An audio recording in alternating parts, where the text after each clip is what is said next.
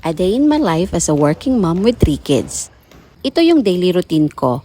Monday to Fridays nag-work ako at pag uwi ko ng bahay, nanay na naman ako. Siyempre masaya ako ngayon kasi Saturday magkakaroon ako ng sobrang time para sa kanila.